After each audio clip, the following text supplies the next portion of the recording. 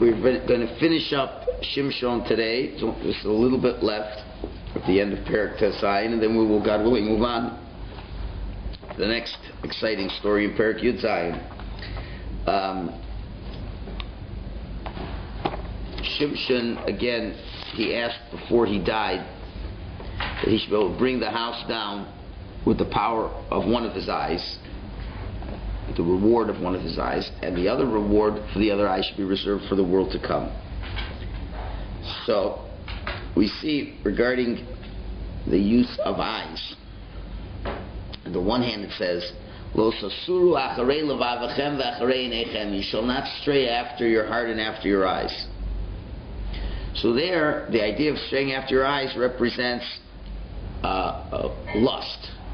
That one should not stray after one's lustful eyes. Eyes create a lot of lust. You see something and you lust for it. That's one application of eyes. There's another application that the Sanhedrin, the Jewish court, is called Einei Ha'eda, the eyes of the nation. So we have an aspect of the eye that represents justice and judgment. And two separate aspects of that are related directly to the eye. So Shimshon's motto always was, if you looked at everything he did, was always, I do to them, to the Plishtim, what they did to me. Which is the simple definition of justice. Everything he did was always very just. They went and tricked me on this, so I paid them back with this. They went and burnt up my wife's family, I do this to them. So that's one aspect. Also, we understand that it's also connected to prayer, because one of the 10 expressions of prayer is pilel, from lehispalel, pilel, which is an expression of judgment, where one has to be very self-reflective in prayer to judge oneself if one really is deserving of the things that one is asking from Hashem. And we see how, so therefore, let's add up the pieces over here. The angel comes to Manoach and his wife, and he says, you're supposed to behave as a Nazir. Why? Because Hashem knew that the challenge for Shimshon in his life was that he would be lustful. So he would need to be a Nazir. He would live amongst very immoral people. And he would need the protection of being a Nazir to keep him away, to keep his eyes protected, and not to engage in lustful activities. That's one aspect. Number two, we see that Shimshon prays after the incident with the jawbone. And what did he want? He wanted justice. Why? He said, if I die now, if you recall, he said, it will be a great chilul Hashem. It will be a great desecration of Hashem's name. That after I was able to destroy the Plishtim, that I would just die from thirst. And that would be a great denigration of Hashem's name. And therefore, by justice, Hashem, you have to keep me alive in order for me to do my job. Shimshon also prays before he dies. He wants justice to revenge for one of the eyes. So, what about that second eye? He says, the second eye is reserved for Olam Haba. So why should he be rewarded? So the answer is, he deserves to be rewarded because he deserved to be punished for his mistake in lust, but he also deserved to be rewarded because he did a good job as a judge. He was an excellent shofet. He never took any bribes. His life was dedicated to justice. So he had two eyes, as it were. He had the one eye of justice, of being a judge, and the other eye of dealing with the challenges of taiva, of lust. So he's saying, for my judging the Jewish people, for that correctly and properly all these years, I deserve to be able to bring the house down and kill all the Plishtim. And that he always was good at. He never failed in that area. For the eye that had to deal with lust, that I failed to a certain degree, but I've done tshuva for that eye, for that lust, and therefore I deserve the world to come. So that's the idea of the two eyes and asking for payment. One has the good eye even by judging you find a judge shouldn't take bribes, because what does it say? Because we'll blind the eyes of the judge. We'll blind him. See that expression? So he always was impeccably honest, so just, never fell in that area. So for that he deserves to destroy the Plishtim. It's justice that I should destroy the Plishtim for the desecration they're making of God's name. To that God couldn't say no. And then the rest, for his struggles with immorality, and for doing his tshuva, so for that he deserves a reward in the world to come.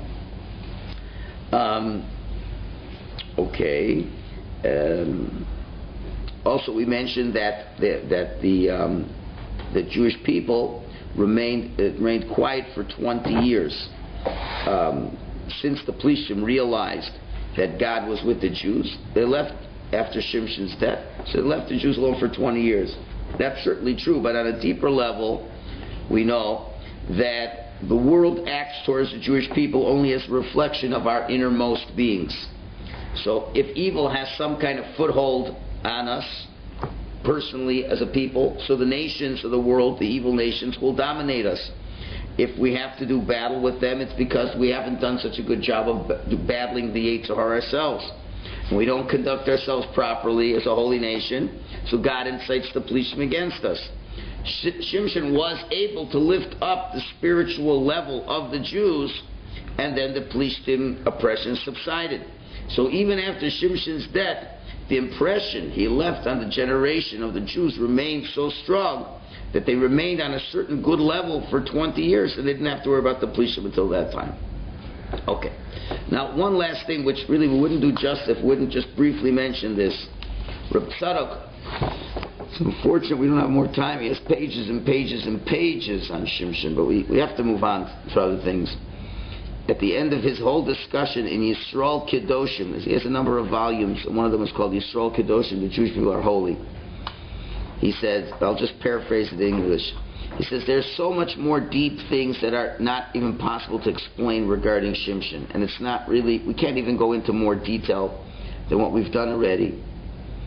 And our whole intent, he says, of all this explanation was to explain that God forbid we should not think of a Mashiach Hashem, of a potential Mashiach, of which Yaakov thought he had the ability, and he had the ability to be Mashiach Hashem, and of someone who was a judge over the Jewish people, that we shouldn't, God forbid, get the wrong impression of what kind of person he is. And if you look at it from a secular Bible scholar and looking at the story, it looks like a terrible story with Shimshon. But that's why you always have to look beneath the surface, the telltale words that have midrash that explore and go deeper. He says, and the Torah testifies with the prophecy of Yaakov that he would judge the Jews as a unique judge of the, as a unique one of the Shvatim. He'd be the one to be fighting it singly and alone, as he would be singly close to Hashem. And if they called him a tzaddik, even though they would say negative things about him, that he went after his eyes, right? But they say at the same time that they say he was a tzaddik. And when you call someone a tzaddik, you weren't Saita, it calls him a tzaddik. So if you're called a tzaddik, it's someone who is clearly is shomer habris. It's one who is very careful about immorality, and someone who hasn't destroyed that at all, hasn't damaged it at all. And to get the wrong impression and think that he loved women and he ran after women and he had a taiva to run after them and he was as immoral as everyone else, he says, God forbid and God forbid to think such a thing. But rather this was based on the very high levels that he had. And we can't associate this in the non-Jewish world at all, to think that what he did was things that were just base, gross physical activities. But rather he was engaged in these activities, but he says, but he did not feel any pleasure of this world, but everything was for the sake of God. And he says like this, he paraphrases of what is a famous word in the Torah, says, Vimreiku, and if this is empty to you, in other words, if you don't get this, Vimreiku, and if it's empty to you, Mimcha reik, it's because you're empty. So if you don't get it, it's because you have a perverted mind. Notice he's saying, if you think he was such a lustful character, it's because you can't believe that anybody could be different than what you think you would be, or how people would be. And he says, so that's your problem, if you don't get it. Strong words. He says, and not everybody merits to this, even to understand what's going on in their intellect alone, certainly someone who can't feel it in his heart, to understand what Kedusha really means. And he says the truth is every Jew could reach such a level of holiness. And the truth is we're all called a holy people, because our roots are very holy and people can reach these levels. It's capable of a human being to do everything that Shimshon did and be completely holy. To be surrounded by Tumah, but to be totally focused and connected to Hashem. But the fact is that we don't, because we're so hooked into our Averis, and we're so hooked into the physical of looking at the world. There's no way we feel that this could happen. But he's saying it's very capable if great people can manage this. So clearly Rav Tzadok is telling us that Shimshon was an incredible tzaddik. But again, God is extremely, scrutinizing the tzaddik. And the slightest of flaws, someone's meant to be the Mashiach, will have the worst consequences. No different than Avram Avinu. Avram Avinu said one line he shouldn't have said. How will I know my children will inherit the land? How will I know? He says, because of that, the Jews will have to be in the Mitzrayim for 210 years. Because why? Because Avram was such a big tzaddik, and Avram was laying such a big foundation. You know, when you build a building, they're very particular that the foundation has to be exactly balanced.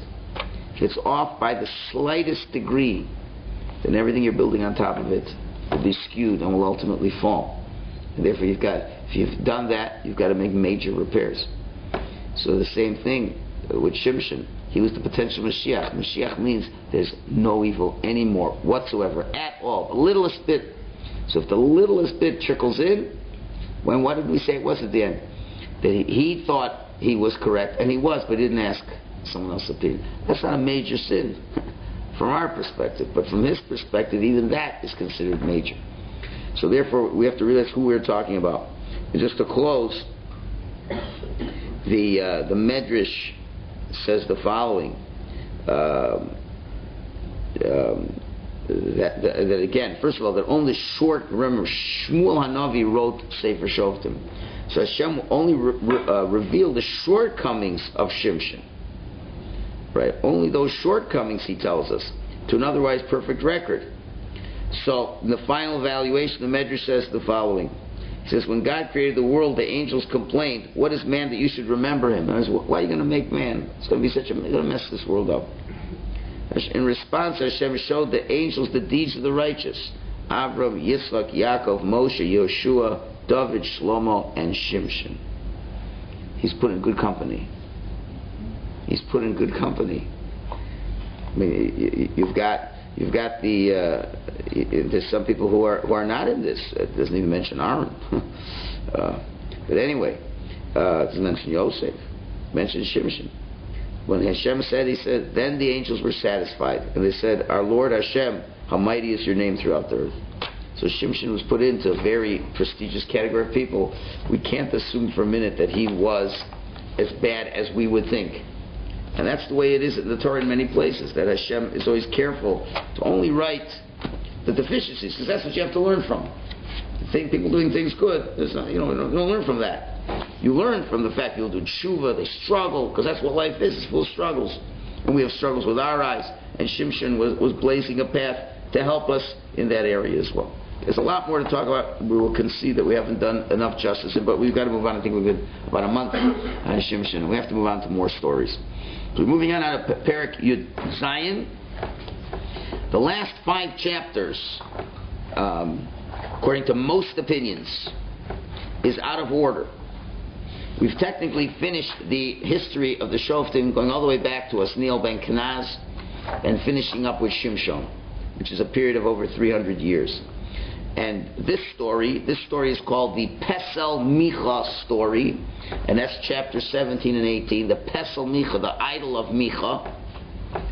And then the last chapters are the story of Pilegesh Begiva. Just know the names for now. We'll explain it all. The concubine of Giva.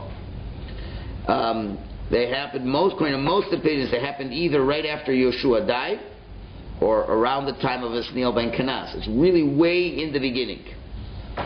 So why was this brought much later? So there's a number of answers.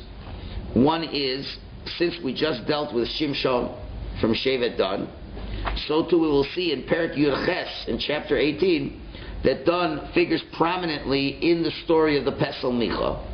So we're connecting one aspect of the tribe of Dan to another aspect of the tribe of Dan. Another reason, as we'll see again, is a connection between that number of 1,100 silver coins.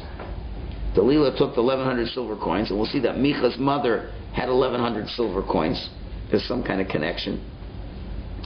The Abarbanel says that these last two issues are private episodes as opposed to national concerns.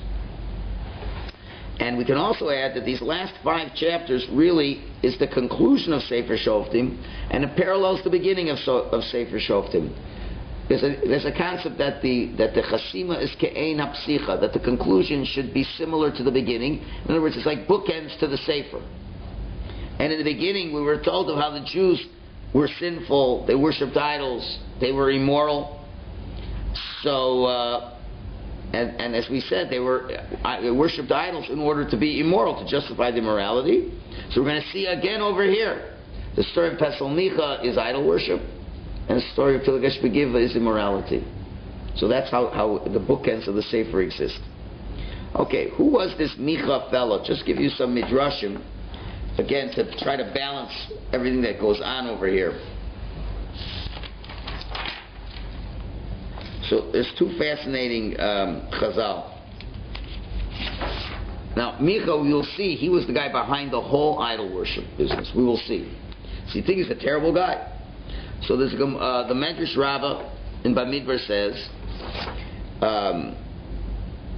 Lefi shahaya makabel orchim, since he was a person who had a lot of guests, nichtav shmo kishem hatzadikim, his name was written the way tzaddikim's names are written.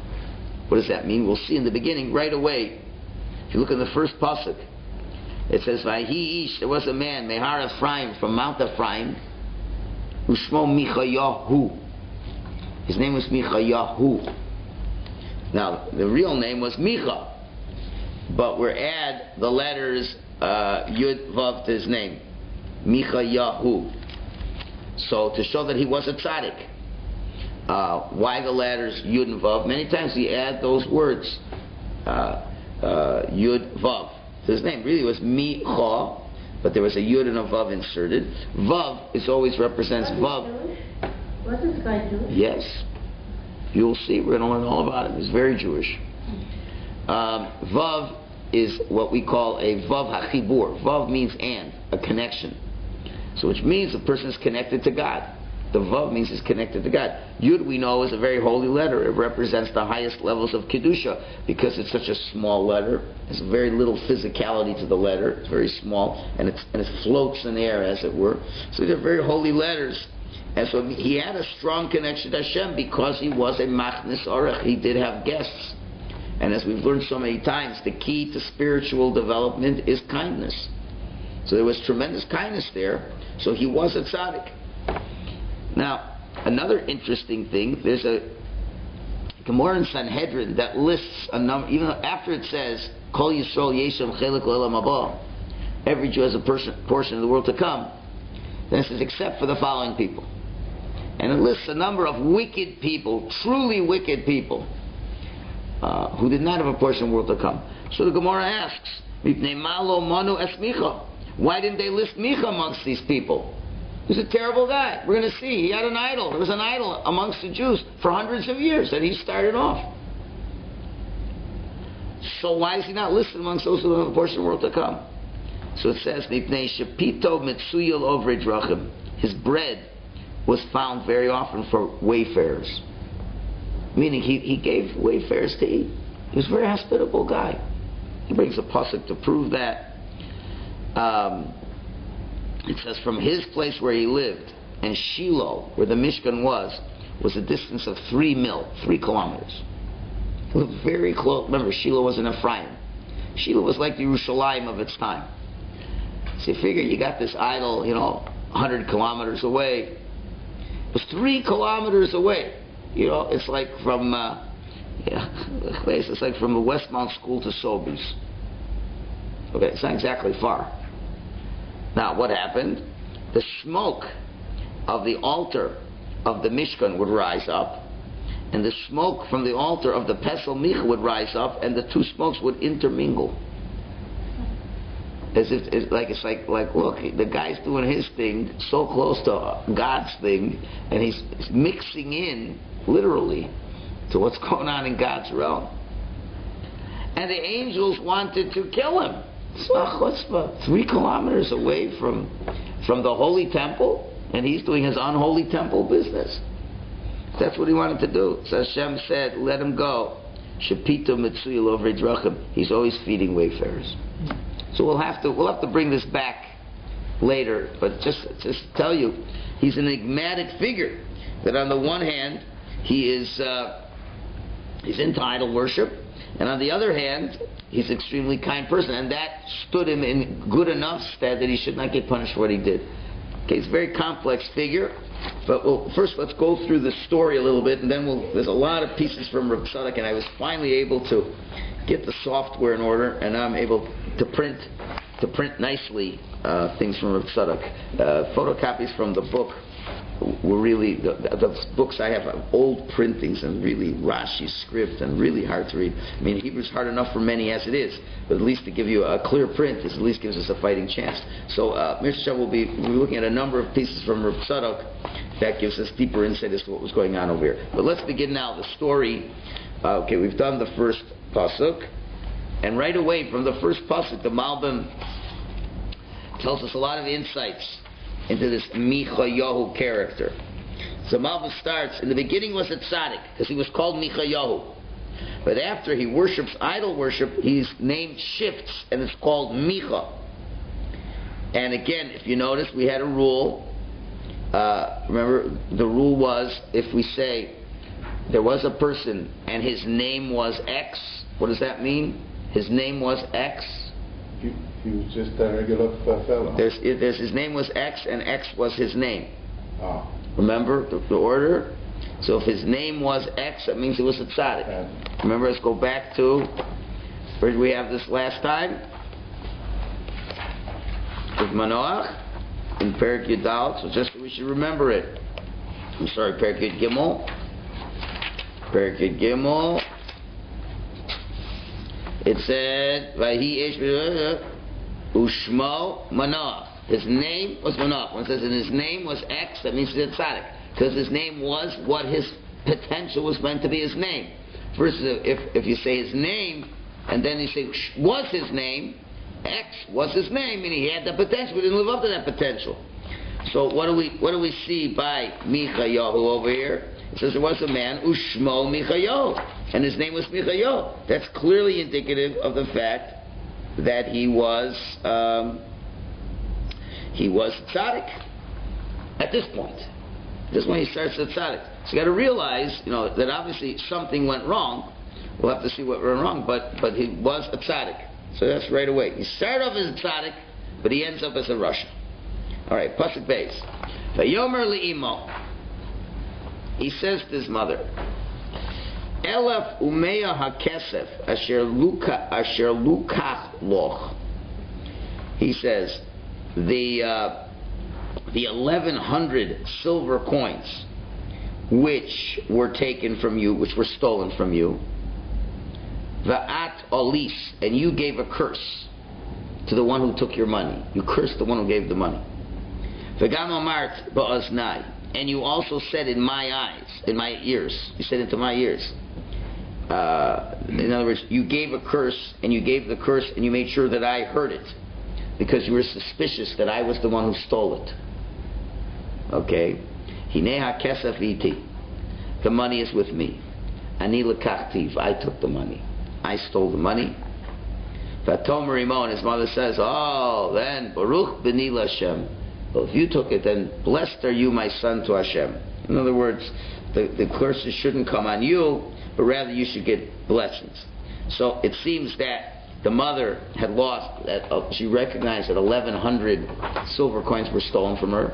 She's saying, I don't know who took it. Whoever took it should get cursed. And she made sure that her son Michayahu should hear it, and trying to scare him. So eventually, I guess it did work, and he recognized that he did wrong, and he says, okay, I will return the money to you. She says, okay, in that case, you're blessed. And again, she says, Baruch b'ni Hashem, as we'll see, that's God's ineffable name. So we'll see that these were God-fearing people. You already see there were some problems. This guy's ganef, A, B, he's not honoring his mother. You steal the money from your mother. That's not a very nice thing. Now Rashi makes a very interesting point, not in this pasuk, but in pasuk Gimel. He says, now what mistake might you be making at this point in the game? Someone who's a bright person, sometimes if you're very smart, it will lead you to make mistakes. What would a bright person think at this point in time? What is the name of the mother of Michayahu? You would think the name of the mother is Delilah. Why would you not think that? Because who asked me yesterday, whatever happened to Delilah? Right. I said, I don't know. But you can say, what do you mean what happened? She's in the next parak. Would they say that then? I'm saying a mistake that you might make. Because, come on, it's the only other time in the Torah that someone has 1,100 silver pieces. Oh. She got 1,100 pieces from the Plishtim. Right? And now the next parak, 1,100 silver pieces. Right? So one might think that this is Delilah. Then he says, Yesh Omrim, Rashi, some say that this woman is Delilah because of the 1,100 silver pieces. He says, and this is a mistake. Because this story took place many, many years. The story of Micha came many, many years before Shimshon. And the reason why they are connected is because there's a lot of similar themes over here. Because this was money involved in wrongdoing. In other words, it's a similar theme. It's a thematic connection. Delilah sold her soul out to become independently wealthy. Remember, we said that was a lot of money. It's like worth millions of dollars. It's not stam. It's millions of dollars. So what does she do? She sells out her husband for millions of dollars. So we'll see. So that money was the cause of lots of trouble. Similarly, we will find that there's money here that's the source of a lot of trouble. So there's a thematic connection. But do not make the mistake, and it could very well be the kind of mistake a person would make. You shouldn't say that. So there was a similar lust for money that existed that caused problems. Okay. Pasuk Gimel. Vayoshav es elef umea hakesef limo. So he returns now the $1,100, 1,100 silver coins to the mother.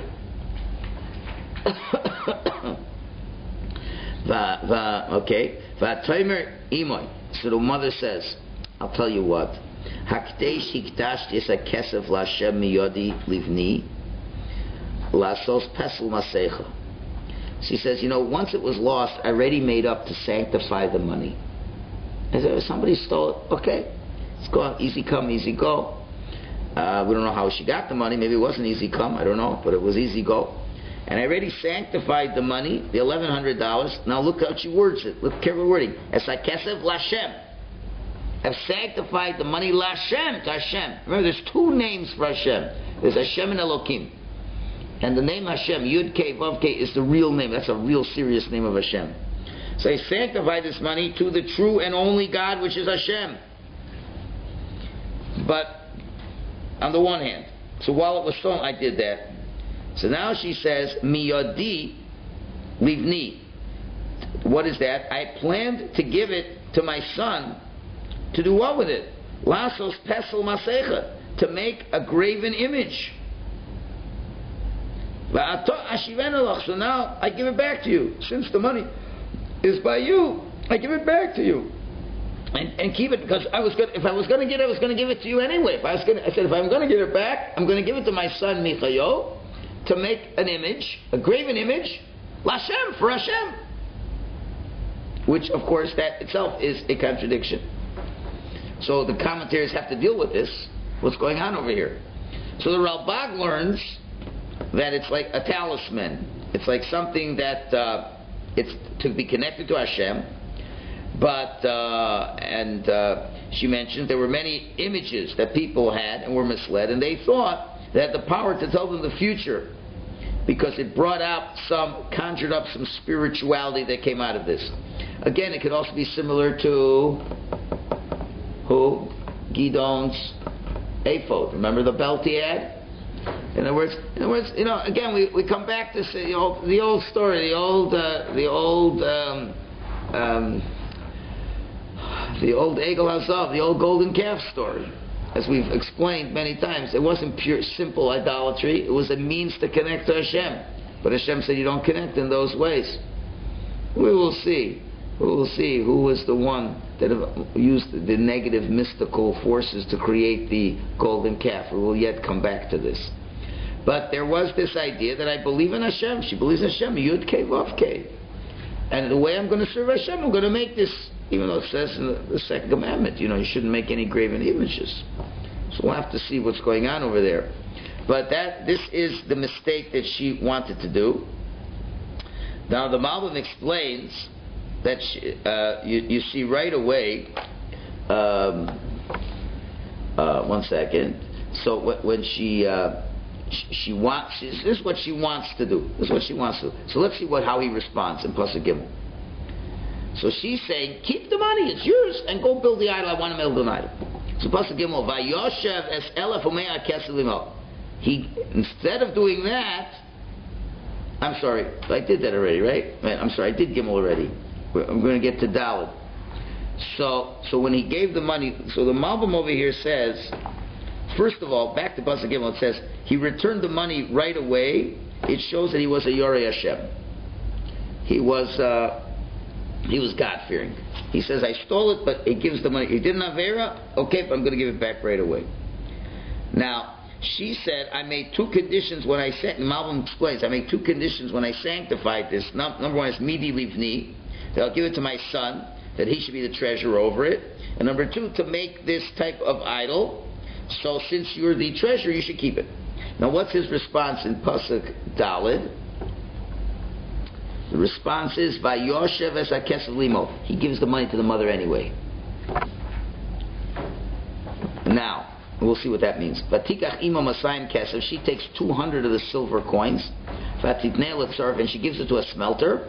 Vayaseu pesel, and he makes it for an idol. Umasech, and a graven image. Vayhi beveis Michayo, and it was in the house of Michayo. It's a lot of conflicting information here. On the one hand, he gave the money back. Then his mother makes an idol anyway, and then it's in the house of Michayo. So the Malbim explains what's going on over here. First of all, we had $1,100. So Metzudas and many other commentaries say the 200 silver kesef was the smelter's fee. It's not just a simple thing to make an idol. So the smelter's fee was 200 silver coins, and the other 900 pieces of silver was used to make the graven image. Okay, that's one interpretation.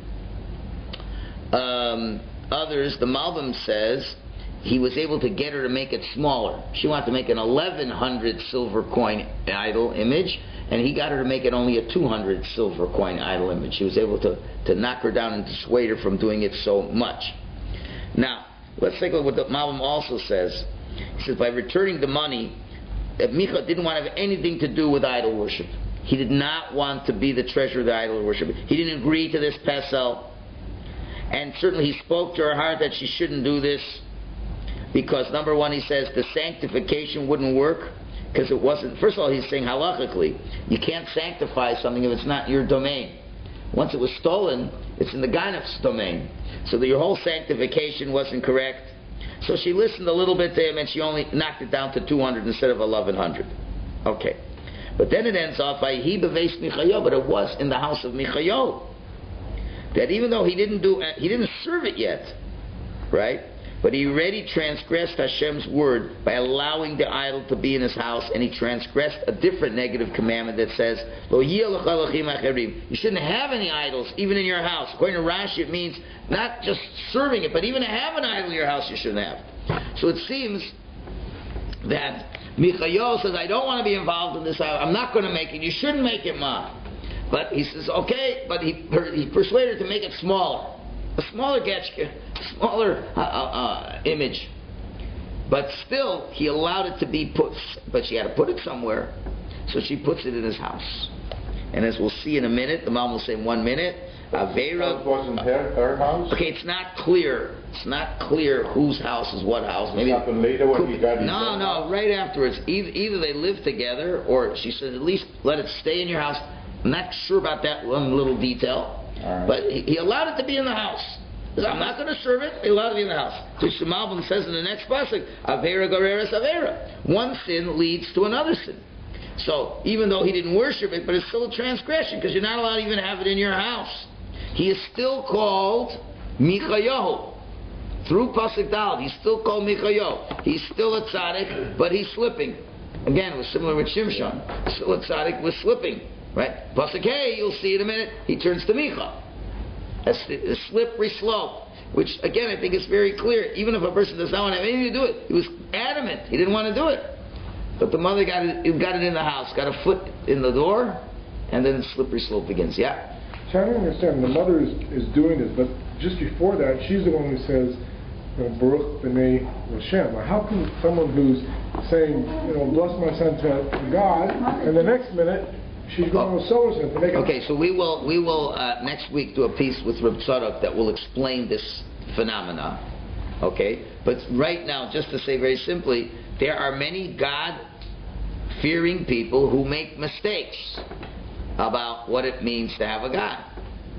Right? And therefore you make mistakes in terms of your service to Hashem, and within your service to Hashem, you engage in graven images. Right? There are 2 commandments in the Torah. The first commandment is, I am the Lord. It means you have to believe in Hashem. The second one says you shouldn't have any graven images. Why do you need 2 commandments? Just say one or the other. The answer is it's possible to keep the first commandment and violate the second commandment, isn't it? Well, yeah. Right? I believe in God. I believe in God. I'm a God-fearing Jew. Listen, how do we understand that I'm getting emails lately from people in our congregation who have been shafted by Orthodox Jews in business? It's like crazy. I'm getting it like wildfire. Thank God the shafters are not members of our congregation. I mean, people who guy does work for him, gives him a bill, an agreed to price of $11,000, and the guy says, I'm not paying you. Meanwhile, the guy sends his daughters to Eretz Yisrael and has the best of everything, but I don't have the money to pay you. People, closing companies and going bankrupt so they don't pay anybody, and then they make a new company the next day. So how do you explain that? You're an Orthodox, you believe in God, yeah? So why don't you pay these people? It's called the HR. Like they wear kippahs. They daven mincha at their place of business. They daven mincha at their place of business. And they, on a regular basis, will hire people and with intent to not pay them after they work for a number of months. We're not paying you.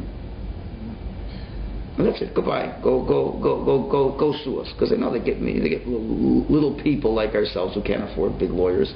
And how much money is it? You can nickel and dime, 5,000 here, 10,000. That's not like $1 million. And you can hire people and not pay them, and still be considered prestigious people in their communities.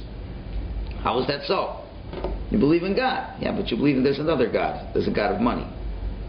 There's a graven image, gods of silver and gods of gold. Right? So what do you mean? All the money I'm ripping off from you, I'm paying for my kids' tuition to go to learn in Eretz Yisrael. It's a lot of money. Live in Eretz, to go to Eretz Yisrael. It's $20,000-$25,000. How am I going to do that? I'm going to do that by not paying you. And davens mincha with the guy who he's not going to pay. Right? It'll come out. Because these guys, I think they're smart. They think they can hide behind things, and we're going after them. We'll see. The story is yet to be continued. Okay, so she believes in God. But I'd like to have a little talisman that will tell me what's going to happen tomorrow. Yeah, you believe in God, but you also would like a little secondary backup. No, maybe Yeah. she's not a Jew. She's Jewish. She's Jewish. The commentators say she's Jewish. Okay, she's Jewish. These people who are ripping these guys off, they're Jewish. 100%. Okay? Why? Ask the question, why is there a second commandment if you have a first commandment? Doesn't it seem ridiculous? You just need one commandment. But there's 2 different concepts, as we'll see. You could believe in Hashem, 100%, but yet you still want to have idols. And that's what life is all about. So right now, as we leave Michayahu, he is still a tzaddik, but he's on the slippery slope to wickedness. We'll continue to see the slipperiness of his conduct.